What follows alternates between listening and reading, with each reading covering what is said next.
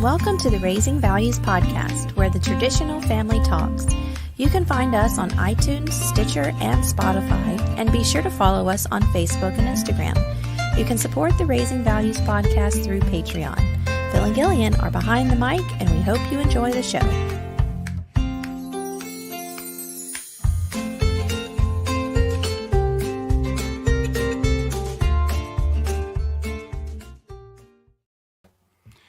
Welcome back to the Raising Values podcast. I'm Phil. I'm Gillian. Like always. Why do we always make this the most awkward part? This is always the most awkward part. Okay, so you open. This is your turn to open. So you go on and open this episode. So if you can't tell from the byline underneath Phil and Gillian, we never fight, ever. That's the secret to a healthy marriage, is never fight. Yes, your fingers are crossed, aren't they? Toes. Toes, okay. Yes. We fight, we argue. We don't fight like we used to, but Oh, no. And that's what this whole episode is about, but we do disagree.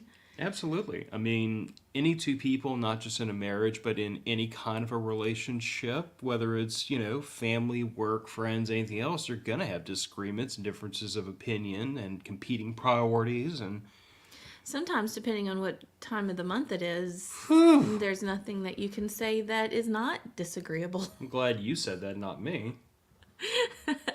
Sometimes just whenever you speak, it's just... Breathe. Exist. I'm not the only one that's like that. Our relationship is not unique in that. Oh, no. And then sometimes you dream things that I didn't actually do in reality, but it happened in your dream that, by the way, is in her subconscious, and she is totally responsible for that. I cannot influence her subconscious at all, and I am still held liable for the outcome of that. Well, when you cheat on me in my dreams... You are absolutely 100% responsible for that. There's a legion of husbands out there whose hands all hit their foreheads at the exact same time. Like, it's not just us. It's because they know they know they've been through that, I'm sure. But I'm sure their wives all have those dreams, and then they wake up just as pissed off at their husbands as I do with you. However, there was a time recently where you had the same sort of dream, and you were mad at me for the whole day. No, okay, mad is not the right word, but you brought up that dream the whole day and blamed me for what I did. I was blaming you in jest because you do that to me. I wasn't mad at you. I was disturbed. He is not being truthful. He's not. Who are you going to believe, me or her? Mm-hmm. Another poll for this episode. Who do you believe, me or Phil? Who is least likely to embellish the truth? Oh, go on. We never fight. Down there at the bottom. You did this one on purpose. You asked me to open. We have opened. We have something. Pandora's box. Oh, it'll be fine. But yeah, based on what's going on in social media land right now that I really don't want to go into at all. Yeah, no names need to be dropped. No, but everybody that watches Instagram or Facebook or God Almighty, anything right now, is aware that like couples having arguments and conflict resolution is kind of in the spotlight right now. So I told Gillian, I'm like, this might be a good time to dig into that because like... You're going to rearrange them again, aren't you? I'm kind of thinking I will. Yeah. Topics are being rearranged. Phil has something to say. Something philosophical.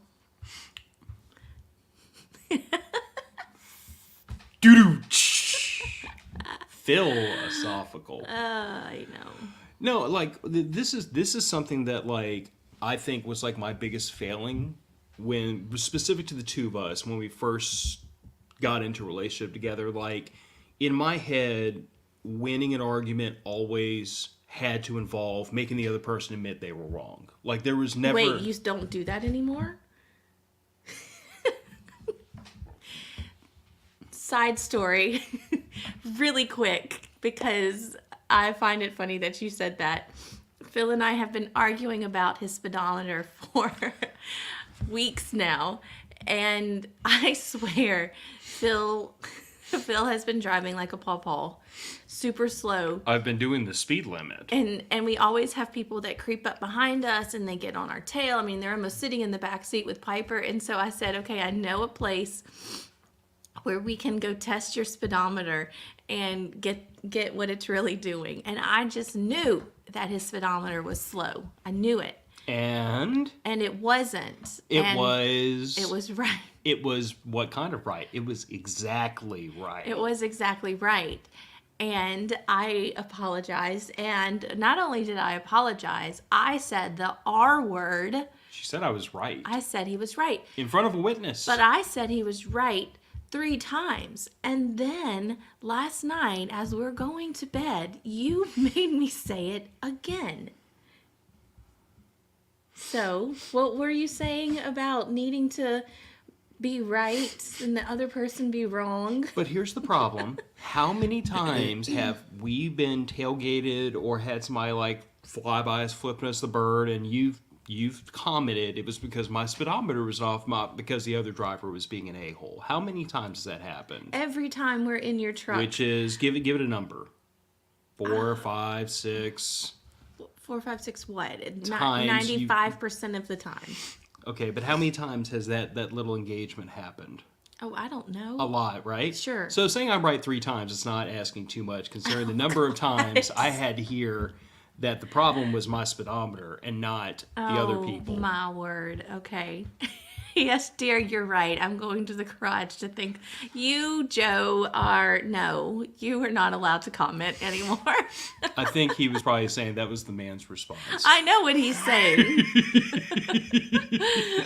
I know what he's saying. So, like I was saying a minute ago, okay. Like, I think my problem was I confused, like, and to me, winning an argument meant you had to make the other person admit they were wrong. There was no, the idea of there being, like, middle ground or something we could both live with, that didn't compute. It was, one of us in this argument is right and one of us is wrong, and one of us has to win the argument. I was the same way. And when those two personalities are arguing, the unstoppable force and the immovable object collide. Those arguments would last days. Yeah, they would. At least 2. Ugh. You can't. Yes, you have to think back. Think back to the beginning of our relationship. I don't want to. And the fights and arguments that we would have, and you had to be right, and I had to be right, and we have the same personality in that aspect.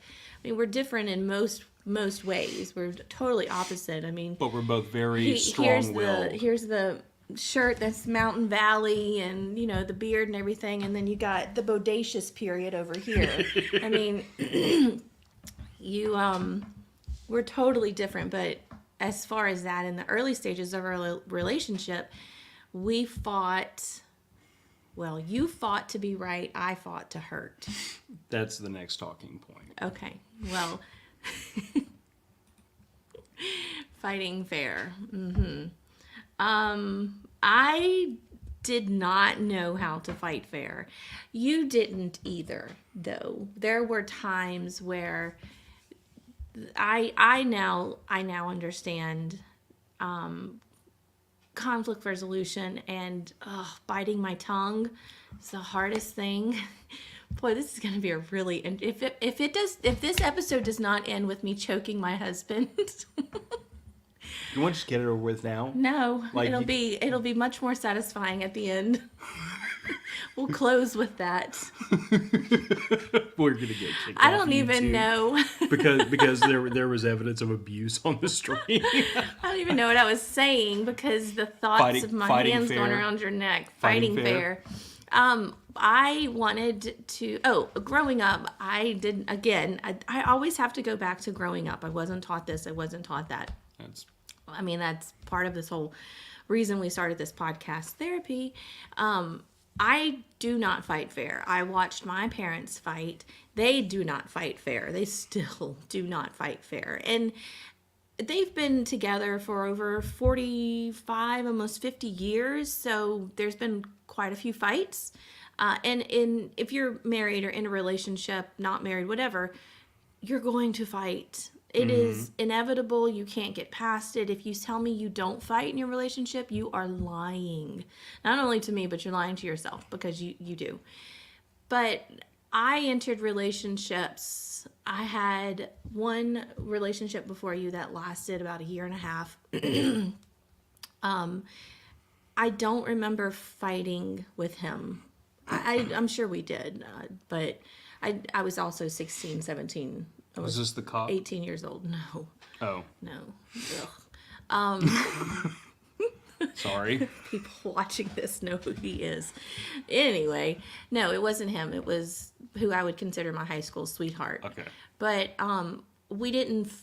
I don't think we really fought that much until the very end, when we were graduating high school and he wanted to do something. He wanted to stay where he was and I wanted to go. Like, I was ready to move out. I was ready to move away and go to school. And ultimately that is what we decided. That's why we decided to break up. And so those fights were very passionate, because I mean, we did love each other. And I can't remember, again, I was 17 years old, so I don't remember if things I said were intentionally to hurt him so that it would be an easier breakup process, or, like he had a reason to want to break up with me or whatever. Anyway, fast forward to my next relationship, which was you. I still carried, or maybe not carried, but I exhibited those behaviors in a fight where my sister tells me this all the time: hurt people hurt people. And so I was always in those fights with you. I was hurt. My feelings were hurt. And so because my feelings were hurt, I had to hurt your feelings. And so I would say things that should have never been said. There was no construction, like there was no, not constructive, thank you, constructive. There was no constructiveness. Is that the right word? Constructive purpose, maybe? Maybe, okay. Like, everything, what you were saying was not designed to, like, resolve the conflict, get your thoughts across. It was purely intended to just hurt dig at you, me. to dig at you, yes. And for the most part, I didn't think that you did that to me, but you admitted that there was a fight that we had that did last for quite some time. I don't even remember what the fight was about. I couldn't tell you what most of our fights are about. Never mind, wait, I do. Most of our fights are about this guy over here, who Phil is. If you know, matter of fact, you know who Phil is, and you know who I am. He's the duct tape and the glitter, right? So I'm the glitter. Well, sometimes the glitter doesn't want to be stuck to the duct tape, or I'm not making sense right now. Either way, those two personalities would clash. And it was mostly over just opinions on things. And like, I would say that a lot of times it was, you spoke to me in a tone that hurt my feelings. And so now I need to tell you about yourself, basically. Mm-hmm. You know what I'm saying?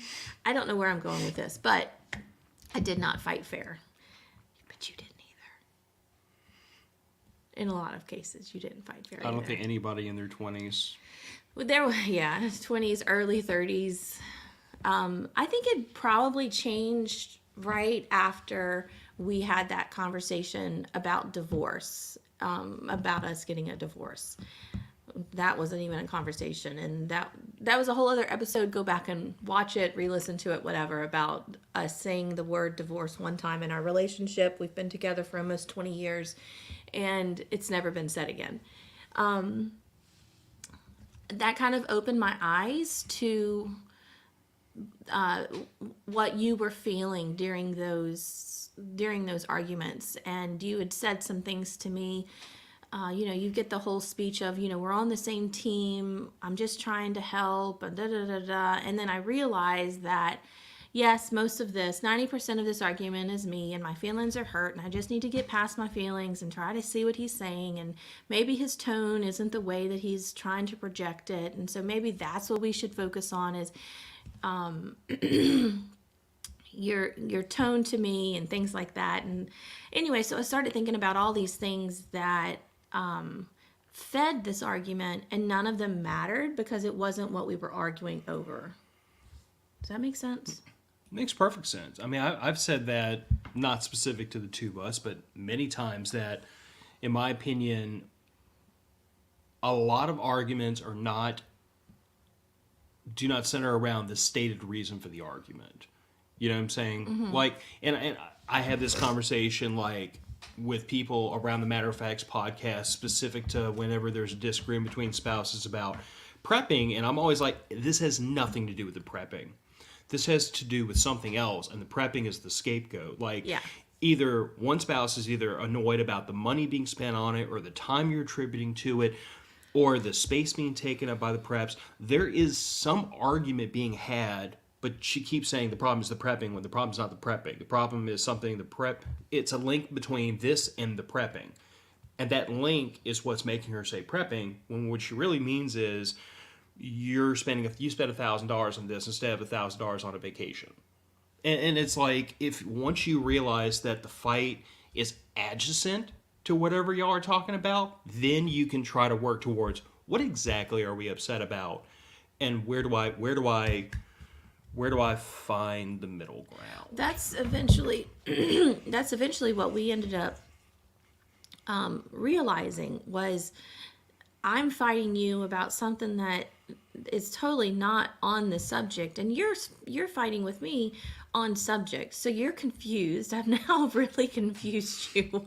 I've brought in all this emotion. Let me just pause you for a split second and say, when a highly emotional person and a highly rational person get into an argument together, both people are very confused because the emotional person has no earthly idea why this other person is talking about rational stuff when they want to talk about emotions, and this person is as confused as they can be about why this person is behaving so irrationally.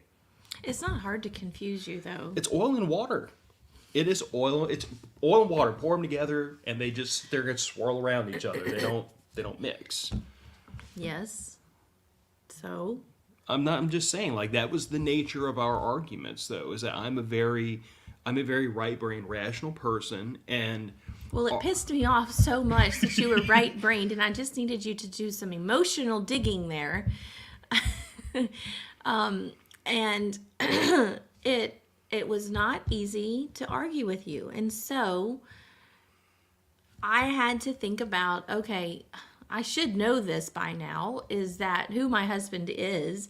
He's not fighting emotionally, although there was one or two times where you did fight emotionally, and I started with hurt feelings and then I ended with like really hurt feelings because you gave me a dose of my own medicine and it hurt. That also changed my mind. There was one fight that, I'm not even going to remember this correctly, but I remember you saying, I intentionally said those things. I intentionally held that over your head. And it was really like, okay, that's a really crappy thing to do to your wife. And then it was like, oh wait, I've been fighting like that for years. So the hurt from you doing that to me was enough to impact the way that I argue with you. And we also have learned that it's okay to walk away from an argument and get your space. And I mostly storm off and slam doors. I don't so much anymore, but I did. But Phil knows that if I walk away, just give me my space. And when I'm ready to come back to you, we'll have this discussion. I have to cool down first. I have to get past my emotions and past and out of my head about why you said the things you said, which was probably something like, no, honey, we can't go to the beach this summer. We can't afford it. Why would you say such hurtful things to me? Pray for me, y'all. And then on the flip side of all this, like, I feel like there's not a nice way to say this. It's okay. Go for it. I feel like a lot of our arguments over the years were initiated by you. They probably were. And part of that is also because, like, now my method of conflict resolution Lord tends have to be mercy. proactive. Like, I try to avoid conflict rather than have to fight it out. And it's like I've told you before, and I've told other married couples this. I think this is the single best tool in a married couple's toolbox. Is anytime I sense a disagreement between my wife and I, we don't see things the same way, we've reached an impasse, I ask myself this question, full stop. Is this argument worth my wife being pissed at me for the next couple of days? Am I really pissed at you for days? That's not the point. Okay. Not so much anymore, but that is like my metric is if this argument is not worth my wife being angry at me for a couple of days, then it's not worth fighting over. Let her have her way and just move forward. And if the answer is this is something that is important enough, I don't care how long she's mad at me. I cannot just let this slide. We have to find middle ground. We have to engage over this. This is something that we both have to be able to live with because it's important and it's not something we can just let slide. Things relating to like Piper's education is not something I can just let slide. Things that are financial, I can't just let slide. But if it's like, honey, I want to repaint the bedroom, or the fact that I hate painting, what color it is, I don't care. Not worth my wife being mad for the next 3 days. Paint the daggum thing purple if that's what she wants. I just don't care. So that's a lot of, like, those are a lot of the ways I sort through potential arguments is to say, if the outcome is worse than the consequence of not having the argument, or if the argument is worse than the consequence of not having the argument, then I just don't argue about it. Just let you do what you want. It's not worth fighting about. And that is the thing I tell people, is this really worth fighting about? Because I feel like a lot of times, a lot of fights, not just you and me, but most fights in general, they're not worth fighting over. And if you took any couple that was fighting and sat them down from another couple and they talked about the reason they were having the fight, 95% of the times people would look and be like, you two are morons. This is We a could say stupid the same thing. thing about our fights. 110%. But I feel like I try to obfuscate a lot of that by saying, this is not worth fighting about. Well, you do that in the beginning, and then mid-fight or after the fight, I'm coming back and apologizing and going, that was the dumbest thing. Like, why did we fight over that? That was so stupid.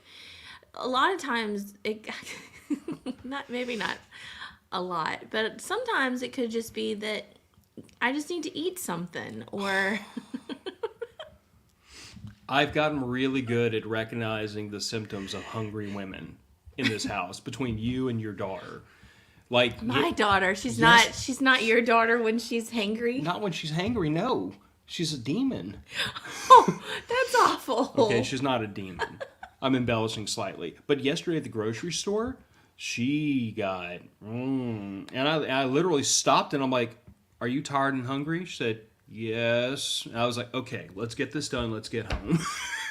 Like, but here's the thing of it. Like 20-year-old me, when you would get hangry, would be like, God, why is she being such a bitch about everything? Like, she's just mad and nothing I do is right. And she's griping me out about everything. And 40-year-old me is like, this lady is hungry. Let's go get her a taco so she'll behave herself. And there have been times. It's so true. It's sad. There have been times when you've been in a mood, and I know you're in a mood, but I'm just thinking to myself, I'm like, I just gotta get the tacos in front of her, and then she'll calm down. It doesn't have to be tacos. It could be a whole bunch of different things. But my Just point food. is, partway through eating, you'll literally stop and realize what the problem was and apologize to me for being a butthead. Yeah, the other day, I forgot, I don't remember. We sat down, it was late. It was a late night. Piper had drama, rehearsals or whatever. We didn't sit down and eat until 7:30, which is late for us. I know one of my coworkers laughs at me all the time because a lot of times we eat dinner around 4:30, really no later than 5, because we're in bed by 8:30, and so I don't want a heavy meal sitting on my stomach. And so it was late. Either you cooked or I cooked. I don't remember. I was tired, And I started eating, and midway through the meal, I just looked over at Phil and I was like, I'm sorry. I was a total bitch. And I no, was hungry. and no, Joe, she's not hypoglycemic. She's just has ovaries. That's true. I yeah, that is mostly why we fight, is because of the organs in my body. And You the are ones so in mine. ridiculous. Yeah, and the ones in yours. But at least Sounds we can like a laugh gun about control debate, Phil. I think he was talking about the rational versus emotional Oh. sides. Mm-hmm. Which, yes, if you want to draw that parallel, that's not No, unfair. I'm not hypoglycemic, Joe. I'm a woman. I'm hypoglycemic, and so is Piper. I just get, yes, I guess it could be you. Yeah, I mean, when you look down at the science of it, I'm sure, yes, my sugar is dropping. I haven't eaten since usually 11:30, 12 o'clock. And I didn't snack. I usually don't snack during the day. So, and I probably haven't had enough water. I've had way too much coffee. So at that point in the night, my body is ready to just kill so I can eat. So, you know, you only kill what you're going to eat, right? Unless it's threatening you. And Phil is sometimes threatening, so sometimes he has to be killed. Or tacos. Conflict resolution. Feed Gillian. Feed Gillian and say yes, dear, and let her have her way all the time. Yes, that's actually, hangry is a real thing. It absolutely is. And, you know, Phil only has me and Piper. So there's only 2 females in the house, human females in the house. So prayers for Phil are needed. But there are men who only have daughters. Like my dad had 3 daughters He should and have quit his while wife. he was ahead. Well, he likes to joke that he should have gotten the hounds. He was going to get just dogs and not kids. Dogs like he would have didn't been want to have cheaper. kids. He did want to have kids, but he always used to joke with us when we were irritating him that he should have just gotten the dogs. And we remind him of that now. He's, how old is Dad? He's 71 in yeah. July. And so anytime there's something that's going on in the family, we'll write on a card or whatever, you should have gotten the dogs. So prayers were needed for my dad. Poor thing. All those female hormones in the house. At the same time, I mean, I'm a twin, so you can imagine what that was like. I would have moved out to the garage. And then my older sister's 5 years older than us. So at some point in my dad's life, when we were all going through puberty at the same time, life was hard in that house. And you know what? Having a little girl, I know she's not going to want me to say this, but having a little girl that's entering that stage in her life, I can understand why my dad hid some days. I can understand why my dad came home late from work some days. That's why I have a tent. Well, you've never used it. You haven't used it yet, but It's coming.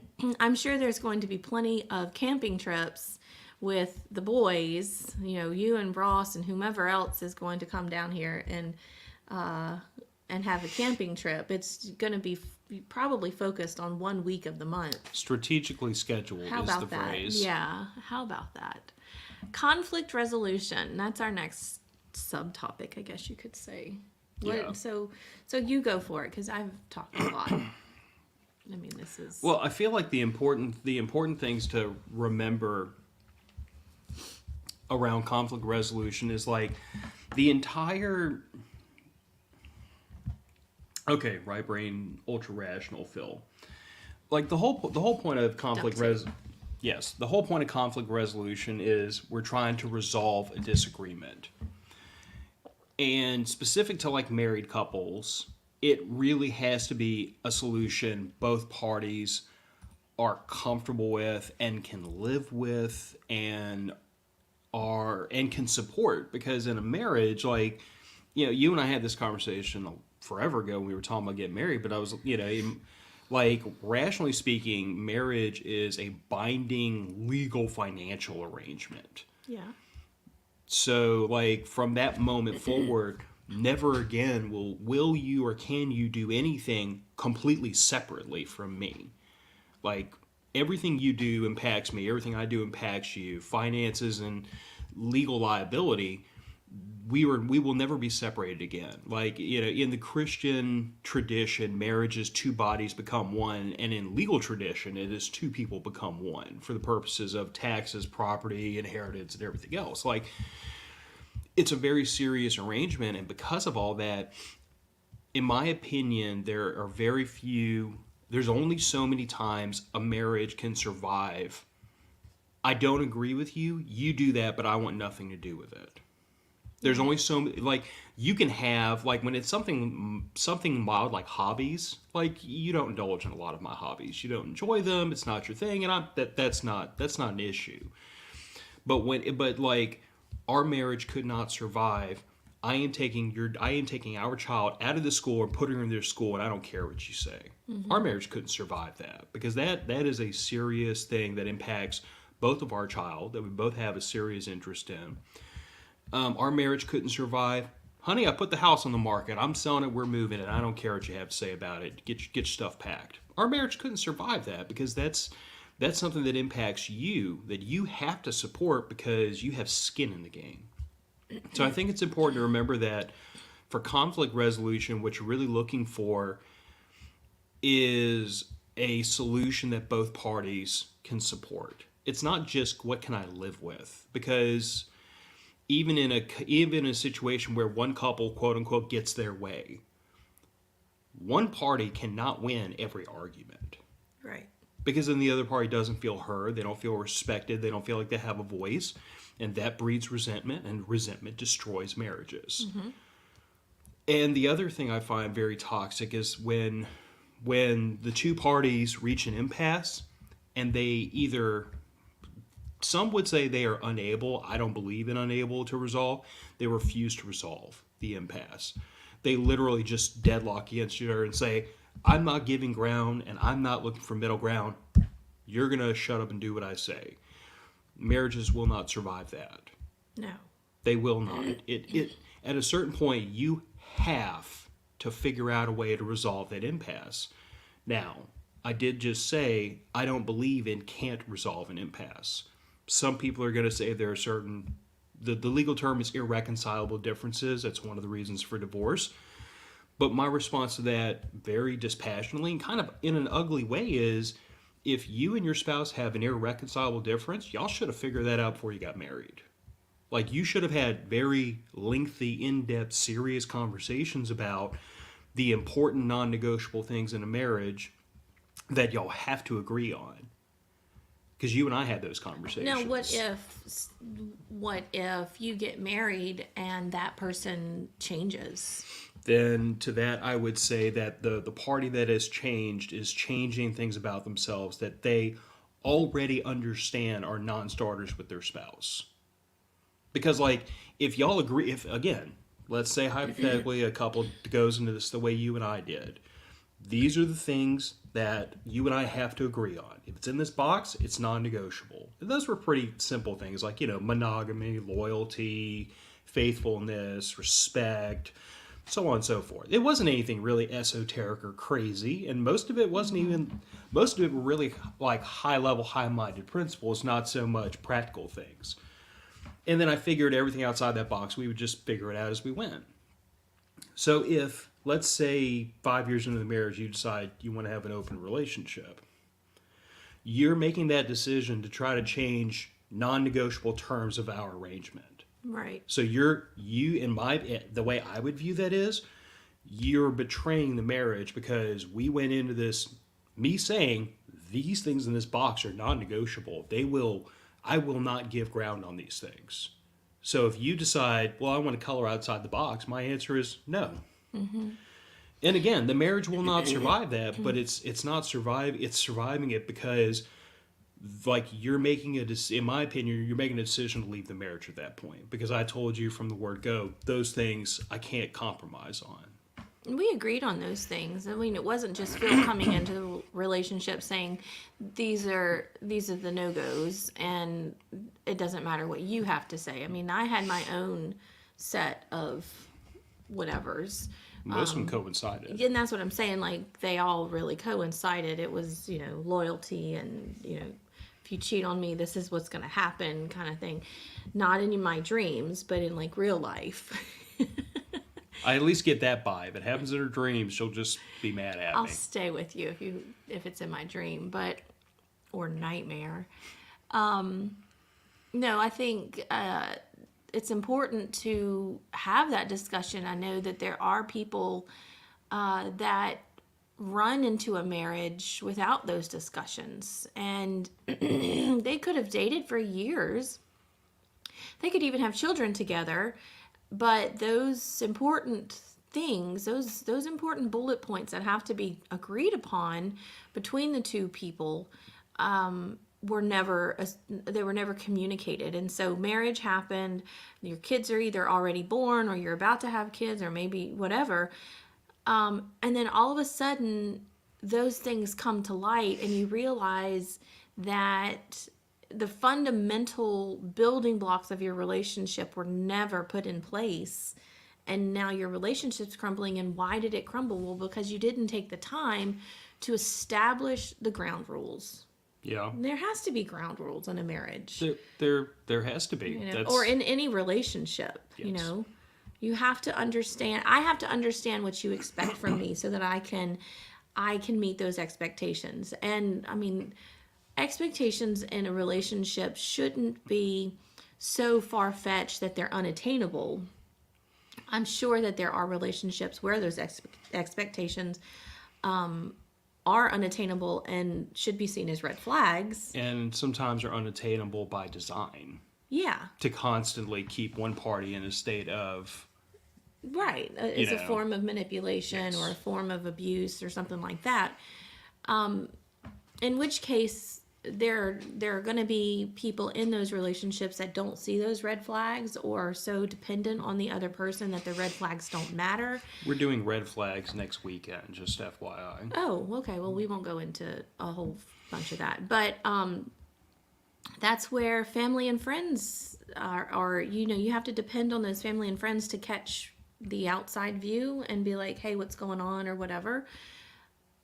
But if you're not open to have those conversations with your significant other, then why would you believe what your friends and family are saying? It gets really...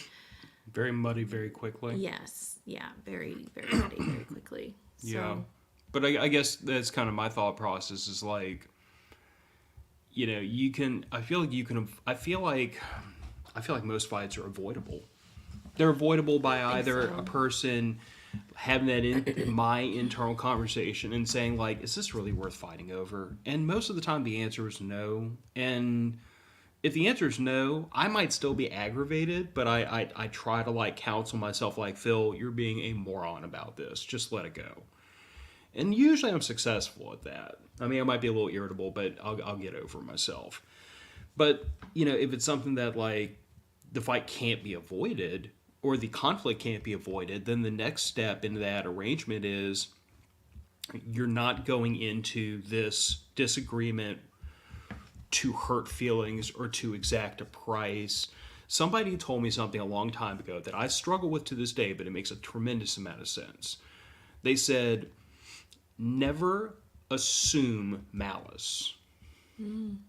That was actually in a different context, but it works beautifully for conflict resolutions. Like, never assume that the other person went into this trying to hurt your feelings. Think about the fact that maybe their tone was off. Maybe they were hungry. Maybe they had something on their mind. Maybe their feelings are hurt. But like, don't assume that y'all have arrived at this point because they're trying to hurt your feelings. Because the moment you fall into that pit, a person's natural reaction when somebody's hurt their feelings is turn around and give it back to them. or put their guard up.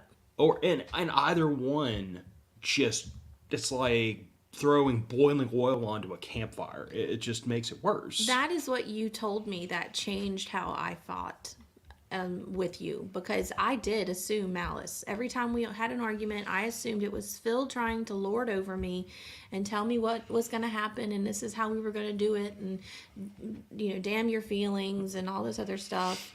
And the damn your feelings I might be slightly responsible for.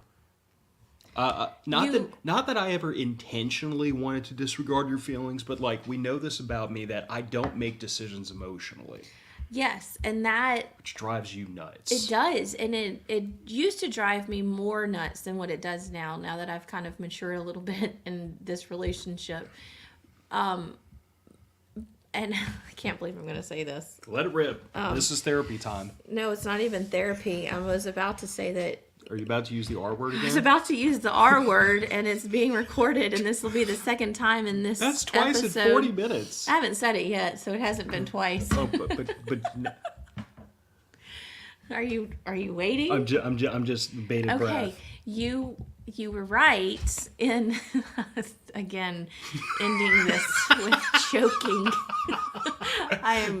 Phil is not. Andrew's going to be on matter of facts, and I'll be raising values, and then Phil is out of the picture because this is the episode. We're not even 2 months into raising values, and I'm already talking about choking my husband. But you haven't started giving me the Italian Oh, it's hand coming. yet. It's coming. You were right in. I always assumed that okay, now we're fighting. There is malice. He is trying to hurt my feelings. He's already hurt my feelings. Now he's just trying to make it worse. And then you said that, and I was like, okay, you're right. Let's think about it this way. First, say what you have to say. I'm going to say what I have to say. Oh wait, this is what I was trying to say. I'm sorry, guys. You know me. If you've listened to this enough, you know that my brain is scattered and it goes off in different directions. Squirrel. Yes, I'm very much a squirrel. You were right in the fact that emotions should not factor into it. And what I mean by that is, not that emotions are not important. Please don't take that way. Emotions are important, and how I feel should be, what's the word, Phil? Not looked at, but it should be taken into consideration. But we have to, and what we started to do was we stopped when the emotions got out of hand, and we went back to the core. What is this about? What are you upset about? Why am I upset? And a lot of times you were upset. So most of our fights are because I haven't picked up the house in a while, or and when I say that, it's not just my duty. We talked about this with Piper last night. Phil and I asked Phil because there is a trend on TikTok, not that I'm on TikTok, but there's a trend on social media called being a trad wife, a traditional wife. And I asked him, do you consider me a traditional wife? And in a lot of ways, yes, I am a traditional wife. I view you as the head of the household. I view you as the spiritual leader of this household, financial leader of this household. You are the patriarch of this household. And by the way, I love the patriarchy. I tell Phil that all the time. I am not a feminist, not at all. I love that Phil holds that role for us because it keeps me grounded enough to do what I have to do. Now, because we're both working, Which is her choice, by the way. and he gave me the choice when we got married and we wanted to have children. Did I want to work, or do I want to stay home and raise the family and take care of the home? I decided I didn't want to do that, and I wanted to work. And I still today do not regret that decision, mainly because I feel like God has put me on a path where I have had, except for the last 4 years, I've had it really good with having a profession that splits my time equally with my family and my job. And in that vein, like you said something at your last job that kind of stuck with me, but you made the comment at one point that like you felt like you had like 30 or 40 kids, because I think it was during one of the summer camps, but like these were children that you saw every day, and they came to spend time with you every day, and you were an integral part of introducing them to like science and nature and technology and all these different things. And like that was the moment where I kind of realized, I'm like, this is what drove my wife back into the workplace. Because like you had the option to be a stay-at-home mom. I told you back then, I'm like, I might have to go get a part-time job after my full-time job to make the ends meet because of where we live and the cost of living, but I'll figure it out. Like if you want to stay home, I'll make that happen. We probably would have moved into a little bit smaller house in a little bit cheaper area, but we would have figured it out. I would have figured it out. And you said you want to go back to work, and I now kind of understand that it wasn't the money, and it wasn't, oh, I want to live in this area. It was, you love what you do, and some of that, like you have worked over the years to try to find the balance point between what you love doing and spending time with your daughter. And that balance point has kind of shifted back and forth throughout different jobs. Well, it's had to in order for me to get where I am. I had to work that job at the museum, which was a 24/7 job, for that amount of time to gain the experience that I did to be the teacher that I am now. True. So it had to happen. It was a decision that was fruitful, even though it was a little bit of a struggle during that time. Yeah. And then here we are, and I do feel like I'm reaping those benefits now. I am catching up for the time that I was away on the weekends. I did work nights, or I was called in because someone called out. All those things happen. I mean, in 3.5 weeks, 4 weeks, I'll be on summer vacation for 2 months With your daughter. with my daughter, and you're home. And so, I'll at least get to see you throughout the day. We can even eat lunch on the back porch together. Like, what is that about? Anyway, I don't remember what I was saying now, but The traditional wife. Oh, in some ways you are, in some ways you're not. in some ways I am, in some ways I'm not. And Phil is not a traditional husband in a lot of ways. Like, he does the laundry, he cleans the kitchen, we split the household chores. I feel equally. Probably not, because he has to clean the litter box, which is something I refuse to touch most times. But, he's not in there scrubbing toilets, and he doesn't sweep and mop the floor every other week or so. And whenever I do it, and we clean the kitchen together at the same time a lot of times. We find that I'm more detailed and pay attention to the detail, which I think cleaning a bathroom needs, and he can wash the clothes and fold the clothes, and I'm more regimented when it comes to things that like have to be done on a schedule. Like that, I feel like that's one difference in the way we approach chores. Is like, to my point of view, it's like the dishwasher full, the dishwasher has to get done. Whether or not I'm tired, my head hurts, my foot hurts, my butt hurts, it doesn't matter. It needs to get done. So I feel like with things that are time sensitive, I'm better suited, just because my personality will demand that I push through my discomfort or my whatever to get the chore done because it's time sensitive. Whereas you are much more detail oriented, but much less keep to a schedule. Yeah, very much. Anyway, I don't remember where I was going with this tangent. It happens to Our me. fights are about when you don't pick up the house. That's how we originally got to this Is offshoot. it? Yes. Okay. Okay. I don't remember that, but help me out here, Phil. Our fights are. Oh, I was going to talk about what our fights are mainly about. It's like last night. You had come to me and said, "Can y'all please pick up the crystals from whenever we went camping for the Matter of Facts camping trip?" The whole back porch is filled with buckets of muddy water and quartz crystals from.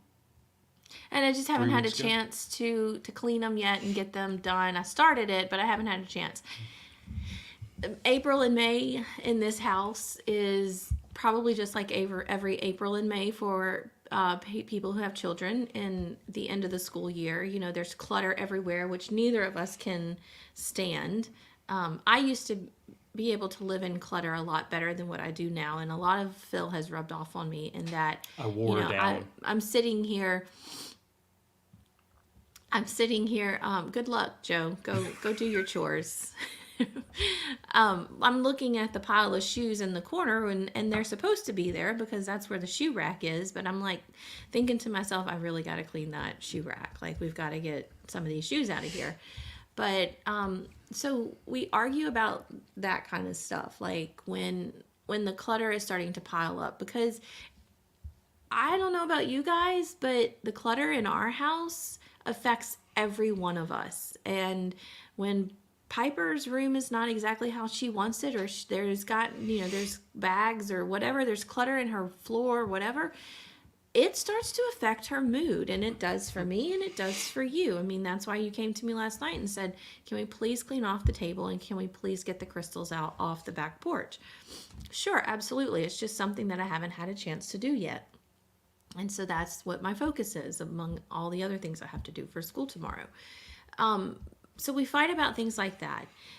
Most of our fights, and when I say fights, guys, I'm not talking, they're disagreements at this point. We don't fight like we used to. We don't have the knockdown drag outs. Not that Phil would hit me or I would hit Phil, but you've already talked about choking me twice in front of witnesses.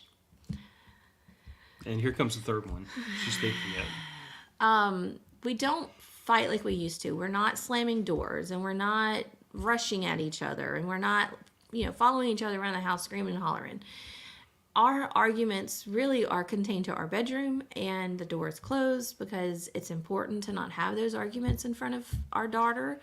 And I try to keep my voice down as much as I can, although there are moments when that Italian is just clawing to get out. Did y'all know that when you look at a volume knob and it's labeled 1 to 10, 10 is binary for Italian. Oh. That's Italian volume. I didn't realize that. So we argue about things mostly that will affect Piper.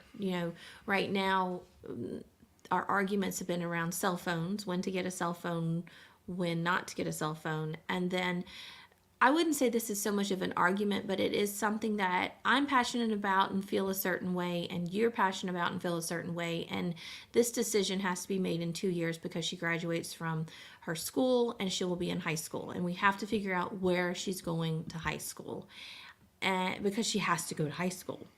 And we both know that we don't want her in public school. So that's not even an option at this point. I don't think our school board and the system that we are in are going to turn around in the next 2 years enough for us to feel comfortable putting her back in public school. I don't think it's ever going to happen. They don't seem to be getting the message right now. No. And so public school is off the table, but private school, especially in our area, is $10,000 to probably $14,000 a year, which is a lot of money. And some of that I just can't justify, mainly because we just don't have that kind of money to put her in a private school like that. But on the other hand, those private schools are going to be, I feel like, what she needs to have that experience of high school and to do whatever. However, saying all that, I know that in the next 2 years we will probably tour different schools, and she is going to be her own person, and we are going to put her in a place that is going to make her thrive, rather than hunchback down into a shell and not exist in those schools. And I don't want to overwhelm her. And so we're going to give her a lot of the opportunity to make that decision based on the choices she's given. Mm-hmm. But that does seem to be a point of contention for the two of us, is difference of opinion in raising Piper. And I feel like we really don't fight about finances. We really don't. I trust Phil with the finances. He used to not trust me, and he had every reason not to trust me with finances. But I feel like we have grown in that instance. Like, I have definitely grown in that instance, knowing that money has to be saved, and there has to be a budget, and we have to work for the family, and it's not just me buying things for myself kind of thing. I would say I've changed too. I mean, I've definitely loosened up on finances in a lot of ways, because like when you and I first got together, I regarded many things as a useless waste of money. And it took me some time to kind of understand. It took me some time to come around to your way of thinking that like a certain X amount of leisure is not a waste of money. Like, there's a certain amount of leisure that is frankly healthy, and it's like there's no point in abstaining from all the pleasures of life just to pass away with a full bank account. Yeah, that is one thing that you and I will probably always, well, We met in the middle we on that, did. though. We did meet in the middle on that, and I'm really glad for that. I do believe in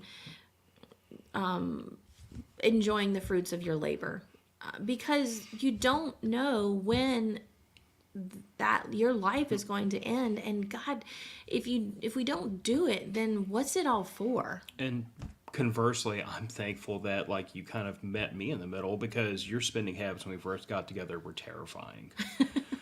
Like Yeah, they were. I can literally remember the first budget conversation we had as a couple, and Gillian like scared the hell out of me because I was talking about living with a budget, and Gillian kept saying I don't want to live like that, and I'm like, then you don't want to live in reality because like Bill Gates has a budget, he just got a bunch more zeros at the end of everything than I do. It was a lot of I don't want to live like that. I felt constraints, that you were, telling me how I could spend my money. But I think at that age, what, 25, 26, I did not want my husband telling me what I could and could not do. I think there might have been a tiny little bit of a feminist streak in you when we first At got that together. moment in time, I don't think feminist was the right word. I did not want to be lorded over. And I felt like, I think it's also the reason why, like, the night of our honeymoon, you had the breakdown you did because, like, it was this idea that, like, we're stuck together now. like, this is it. Mhm. Yeah. Yeah. But it was like I told you back then, or I've told you since. I'm like, yes, you lost your independence when you got married. So did I. Like yeah, that was hard. that is the thing you sacrifice in marriage. You sacrifice your independence. You set it on top of the pyre and light it on fire because it's gone now. Like there is in the eyes of the church, in the eyes of God, in the eyes of the law, in the eyes of the IRS, you are never a separate you two are never separate people again for the term of that marriage. You two are one person in the eyes of religion and the government. Yeah, that freaked me out on our honeymoon, and unfortunately, that's what took over the entire honeymoon. And it was like that for quite a while for us. For me, it took me a while to come to terms with. Your father-in-law is reminding you that I don't have many original thoughts, and most of what I tell you I've heard from somewhere. Your father-in-law would say. You know what your father-in-law would say at a moment like this? Thank you to my father-in-law for raising such an amazing young man That you want to choke. that I want to choke at the end of this episode. I won't, because I love my father-in-law, and he hasn't done anything to me today that I want to choke him for. Not even in your dreams? No, the choking might happen later in the episode. Okay. But I think we got through. It took me quite some time to get through the realization that you were on my team, and that our arguments were really quite dumb, really dumb. And most of it was just emotion. It was not wanting to be dependent on a man. I guess you can say I was a little bit of a feminist. I would have never said like, yes, I'm a feminist. I was struggling with finding my own identity, and I had just started when you came into the picture. I had given up on relationships for a year and a half. I did not want a relationship with any person at that point. And then here you come in the picture, and now you are making me think of all these things that I didn't want to have to think about. And I loved you, and I didn't want to see you go. And so it was hard when you pushed back, and I had to think to myself if this was really worth losing you over. I mean, sounds to me like you and I came to a lot of the same conclusions. Like we independently decided, like, is this really worth fighting over? Yeah. And now we think about that. But I also now can look at, like, introspectively look at myself and go, okay, really, why am I upset? Was it just his tone? Because he probably didn't mean anything with his tone. It's just Phil. Like, When you came to me last night and you were like, can we please pick up the tables, the table and outside? Because I literally just finished kicking something on the floor while I was getting all this set up. He's yours now. Wait. I still have a receipt. No. Look, spouses have a tail light warranty. When you see the tail You light, have an extra bedroom. He's coming back. I'm joking. I have a whole house. You go stay in the extra bedroom. I will. No, but when you came to me last night and you were saying, hey, can we please pick up this and can we please get that taken care of? At first, I was just like, why at 8 o'clock at night are you telling me I have to do something else tomorrow? Like, I don't want to do anything else tomorrow than what's already on my plate. But quickly thinking about, he's saying this because it bothers him. Like, he's not trying to be ugly about it. He's not trying to get under my skin about it. It's seriously bothering him. And I would like to say that, I would like to think that our relationship has changed a lot in the last 5 years, maybe 6 years. I don't know, I really don't know the reason of why a lot of it has changed. I feel like maturity. I think the two of us, yeah, maturity. I think I've grown more, what's the word? I'm not doing good with words today. I have a more positive outlook of myself. I'm a stronger person than what I was 5 years ago. Like, I've learned to not worry about things so much. Or what's happened in the last 6 years, because you're describing everything after we kind of hit that low point in our marriage where we had the come to Jesus meeting about, do you want to fight for this or not? And it was since that time that you started doing the work that was necessary to, like, get past the postpartum, get past the depression and the anxiety, and you kind of reclaimed who you were. Mm-hmm. And I feel like because that's the timeline you're talking about here. I don't know if that's the reason or if it just coincides, but like from my perspective, I feel like everything up to 10 years ago, you were one person who was on a kind of a trajectory of age and maturity. And then at that moment 10 years ago, you flew off the tracks with postpartum. Mm-hmm. And then it took a couple years for you to kind of say, the train tracks are over there, the train's got to get over there, we got to get this thing moving again. Yeah. So I mean, I feel like we would have gotten to this point in our marriage regardless eventually. I feel like we just kind of had a couple years where you had so many emotions and so much raw energy fighting against you that you couldn't. Mm-hmm. That's from my perspective, at least. Yeah, I was fighting myself more than I was fighting you. I was fighting to exist in my own brain again. Is how it sounds in my head. Like I was in there somewhere. I had to find myself through a very dark place. Yes. And you helped me get through that. But I feel like I've become a totally different person than what I was when we first met, when we first got married, when we first had Piper. I don't feel like I've resembled that person anymore. Like I'm in a new place. Like the confidence is there, and I really don't care what you think about me is there, or you can have your own opinions. That it's just that maturity level that comes with age of is.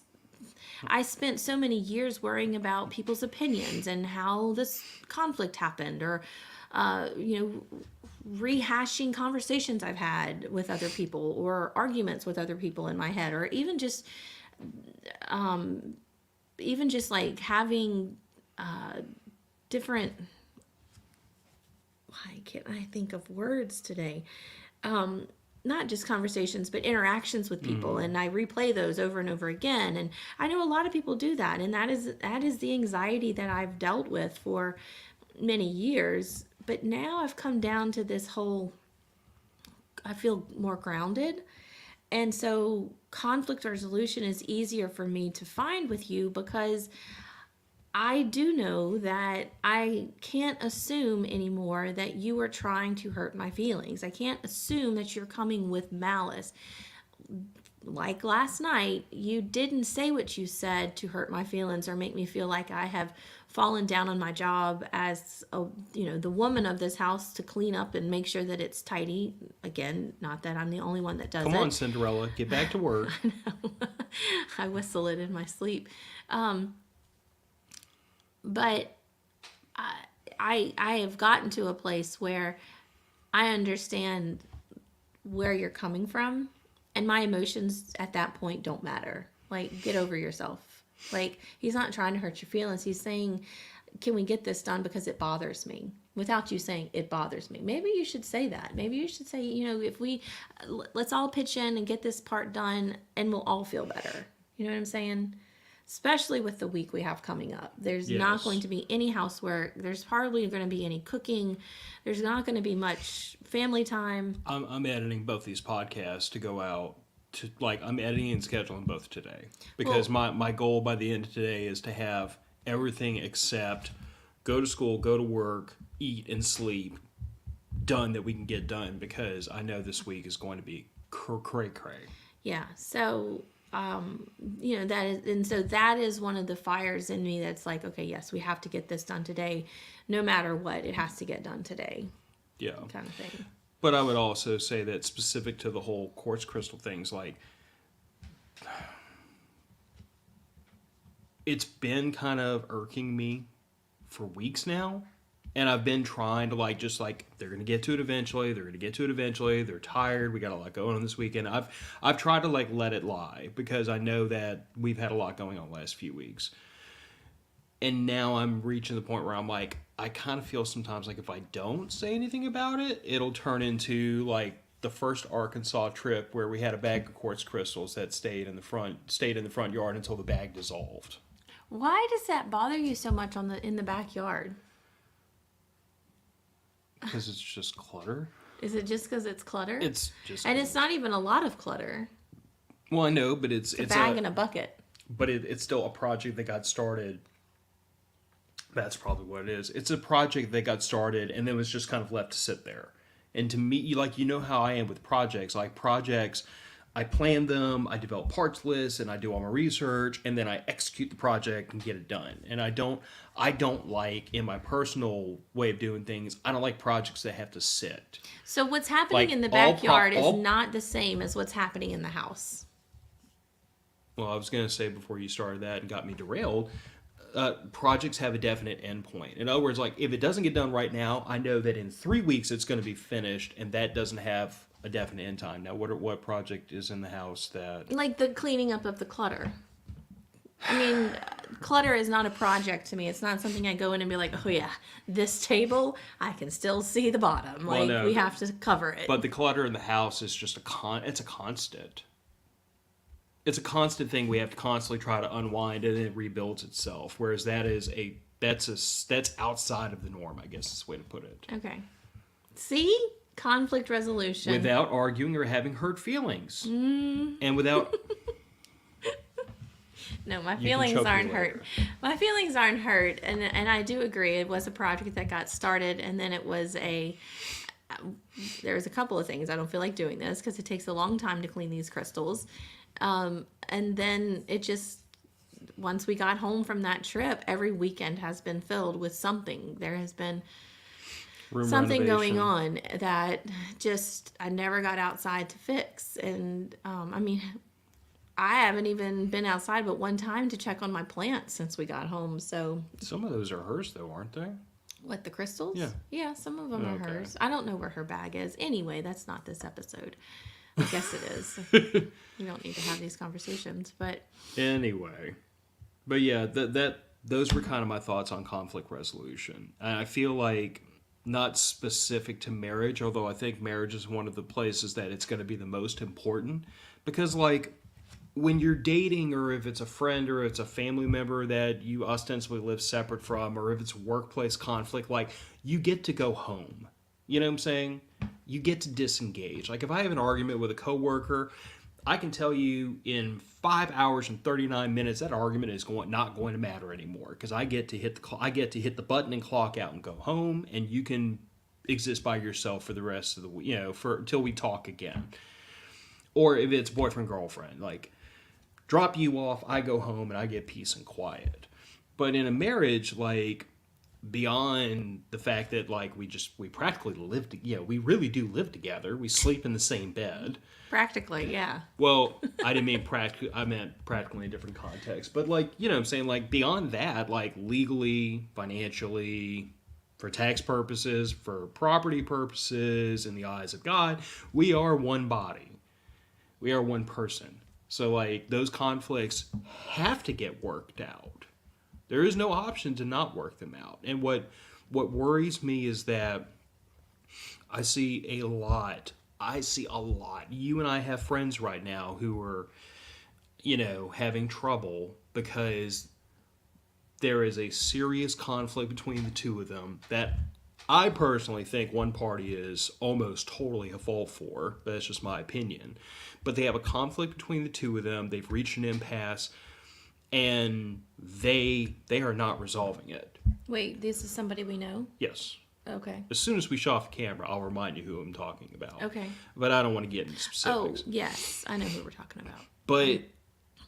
But those conflicts have to get resolved. They cannot be allowed to fester. They cannot be allowed to just perpetuate themselves. Because what happens is you breed resentment, you breed distrust, you breed ill feelings, and then that will manifest itself elsewhere in the relationship. Yeah. It will lead to alienation of affection. It will lead to keeping secrets.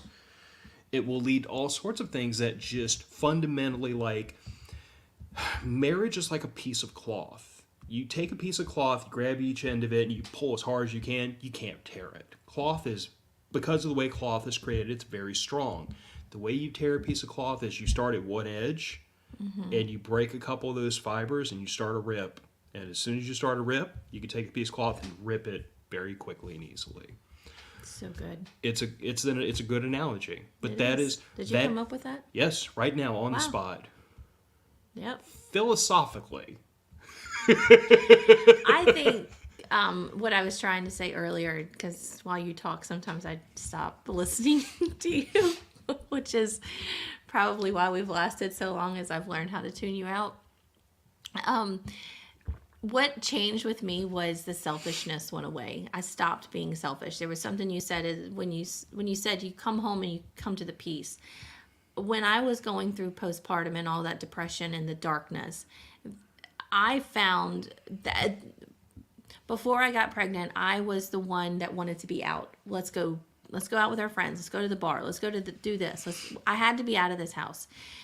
Then when I was going through that, it got hard enough. It got so hard, I was scared to leave my bedroom. And so I found peace in my bedroom. I was scared to go to the kitchen. I was scared to go to the bathroom. I did not want to leave my bedroom. Which, makes raising a child hard. But I found that peace in my bedroom, which eventually, once the anxiety kind of filtered away, the peace came to my house. And so I started to feel that draw, that pull to be home and to be with my family. And you and I had gotten closer, especially after that conversation. You and I had gotten closer. And a lot of ways, my selfishness of, well, I want this, I want that, I want to feel this way, I want to do this, whatever, started to pull away. And I realized that if I'm feeling like this, then certainly he has to be feeling like this. Like home is peace for him. And so in the last, I would say 6-7 years, I have tried to make this house as peaceful as possible. And then raising our child in a house like this, where there's structure, where there's hardly, her parents don't fight a lot. She does see us argue or whatever. I intentionally have tried to make this house something of peace. And so that means that the clutter on the table has to go away. And the crystals on the back porch have to go away. And the clutter in the bedrooms have to go away. Just knowing that we live here, it can't always be it can't always look like someone, we don't live here. We just kind of, come in and out. I wanted then at that point in my life to build this house to something that I was proud of, but something that I could come home and feel like, okay, everyone, you are not people in this house. People are outside of this house. I don't want to people, and I don't have to people with the two of you in this house. And that changed you. That, I think that brought your level of anxiety, I would say, down a lot, because now you weren't married to a woman who was constantly go, go, go, but you could be yourself in your own home again, or not even again. At that point, I never allowed that. It was always, we have to go, go, go. It was always high stress. And I know that I brought that high stress. And so, Well, and well, since all that, we've also learned that like the way I process those kinds of things is like I have to push myself to be the social butterfly that you are, and to be to visit with friends and all that. And it's, I don't want to say that like I have to push myself like I don't enjoy it, but it is stressful for me. And when I get done with that, I do want to just come home and disengage and have quiet and de-stress. And you're right, it was a point of contention between you and I, because I was a homebody and you wanted to go, go, go. And we were always pulling at each other about, I miss our friends as much as you do, but I really just need like 5 minutes to sit here in perfect quiet in my house and not have anybody talking to me. yeah. Yeah. And a lot of times, because of where I worked in New Orleans, I had the hour to decompress on the way home, and you didn't have that. Well, not at that point in our lives, no, because I mean I was a full-time student and working full-time, so Yeah, I mean so there was no decompression time for you. Yeah. But what I'm trying to get at is, I realized that my husband needed this. My husband needed the peace of home. He not so much needed me to come home and get his slippers and a cigar. It was just that I didn't bring in the stress of the outside into this home. And so I stopped doing that. I think I've done a really good job of that. I Mine think, is the decompression of the day, where we have to talk about how was your day kind of thing. yeah. Well, I mean, I think all three of us, because Piper is a wonderful mix of the two of us, but that whole, she has the same social butterfly tendency you do, where like she wants friends, she wants to be in the crowd. But she's also got that same personality I do, where it's like, I really want to hang out with my friends, but as soon as I get done hanging out with friends, I want to go sit in my room by myself for a little while. Mm-hmm. And it's been interesting to see that dichotomy of you and me, because it means that, and I also think that like postpartum for you, the home being a quiet place and a safe place has been very important, because I feel like it's a lot of how you managed to get through going back to work and recommitting to your career, was because you could come home, and home is a quiet place. Mm-hmm. So I feel like this has given us a refuge from the outside world, which is just pure chaos and noise and too many people. But what I think I'm trying to say is, through all of that, I know that was a long spill. What I'm trying to say is, I stopped being selfish and looking at myself and saying, this is what I need. And I started to walk through that door saying, okay, what does my husband need from me today? Like, I realized that I have to save some juice to get through the day, because my husband's going to need something from me today. And I'm the same. I'm going to need something from you. And not only are you going to need it, but Piper's going to need something, which makes it all, oh my gosh, it's just makes the career change that I had in August even better, because there are times in the day when I see Piper on campus and she can come to me and get the hug that she needs, or we can sit down and talk at lunch together, or whatever. So I'm getting to have those experiences with my kid, but when I come home, I still have to have enough juice in the tank to listen to how your day was, and how the people at work have annoyed you to death, or how you finally got through that project you've been working on for 2 weeks, or whatever. So when I was stuck in that selfish mode, none of those things really mattered. It was more of, how can I now just relax? Like, y'all deal with yourselves. do your own thing. Mama's got to take a break. And I'm not a wine drinker. I don't get to relax like that. But I have found so much